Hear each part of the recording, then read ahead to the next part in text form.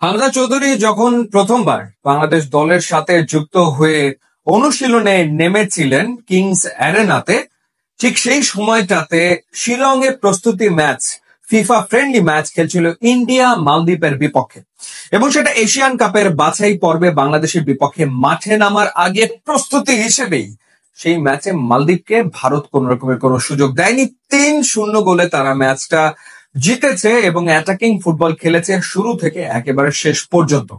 এই 3 গোলের একটা গোল করেছেন সুনীল ছেত্রী, যিনি 9 মাস পর অবসর ভেঙে আবারও জাতীয় দলে ফিরেছেন, এবং তিনি আসলে বুঝিয়ে দিয়েছেন গোল করে 76 মিনিটে যে কেন ইন্ডিয়া টিমের কোচ মানোলো মার্কেজ তাকে অনুরোধ করেছিল আবারও অবসর ভেঙে ফিরে আসতে। প্রায় 1 বছর পর বা 1 বছরের বেশি সময় পর ইন্ডিয়া ম্যাচ জিতলো।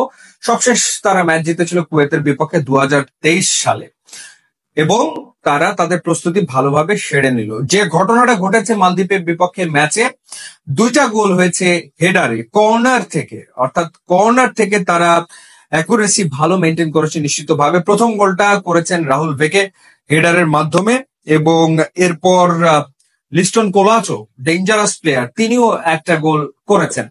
তার মানে হচ্ছে যে ডেফিনেটলি সেট পিস থেকে ভারত গোল আদায় করে নেওয়ার চেষ্টা, সেটা বাংলাদেশের বিপক্ষেও করবে নিশ্চিতভাবেই, এবং একই সাথে তারা অ্যাটাকিং ফুটবলটাও বাংলাদেশের বিপক্ষে খেলবে যেভাবে খেলেছে মালদ্বীপের বিপক্ষে।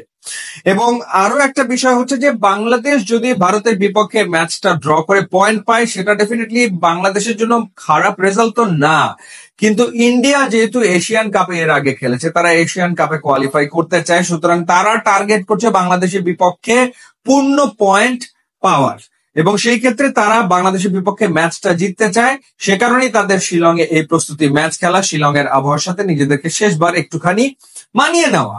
বাংলাদেশ এই জায়গাটায় পিছিয়ে, বাংলাদেশ কোনো প্রস্তুতি ম্যাচ খেলতে পারেনি। সৌদি আরবের তাইফে কন্ডিশনিং ক্যাম্প হয়েছে ঠিকই, কিন্তু সুদানের বিপক্ষে 2টো প্রস্তুতি ম্যাচ খেলার কথা থাকলেও সেটা হয়নি। শেষমেশ সৌদি আরবের একটা খুবই আনকোরা একটা টিমের বিপক্ষে বাংলাদেশ একটা ম্যাচ খেলেছে, কিন্তু প্রপার প্র্যাকটিস ম্যাচ যেটা, সেটা আসলে বাংলাদেশের খেলা হয়নি। তো অ্যাটাকিং ফুটবল যদি ইন্ডিয়া খেলে, সেই ক্ষেত্রে ডেফিনেটলি দেখার ব্যাপার হচ্ছে যে আমাদের ডিফেন্স লাইন, সেই ডিফেন্স লাইনে মোকাবেলাটা কাদেরকে করতে হবে। সেই ক্ষেত্রে সেন্টার ব্যাক হিসেবে তপু বর্মন খেলবেন এবং তার পাশে তারেক কাজী থাকবেন, সেটা তো মোটামুটি অনুমান করাই যাচ্ছে। বাঁ দিকটাতে সম্ভবত ঈসা থাকবেন, এবং ডান দিকটাতে থাকবেন তাজউদ্দিন, তার থাকার চান্স রয়েছে। তো এরকম হওয়ার কথা, অদল বদল হতেও পারে। তো সেই ক্ষেত্রে অবশ্যই সতর্ক ফুটবল বাংলাদেশকে তো খেলতেই হবে, এবং একই ক্ষেত্রে একই সাথে এই যে সেট পিস গুলো যেভাবে ইন্ডিয়া কাজে লাগায়, সেই সেট পিস গুলোর ব্যাপারেও বাংলাদেশকে সাবধান হতে হবে, কর্নার থেকে যেন ইন্ডিয়া আসলে কোনোভাবে গোল করতে না পারে, এবং একই সাথে ফ্রি কিক থেকেও তারা যেন গোল আদায় করে নিতে না পারে, কারণ ইন্ডিয়া সেট পিস থেকে গোল আদায় করে নিতে চাইবে, যেমনটা তারা এর আগেও বিভিন্ন সময় বাংলাদেশের বিপক্ষে আসলে করেছে।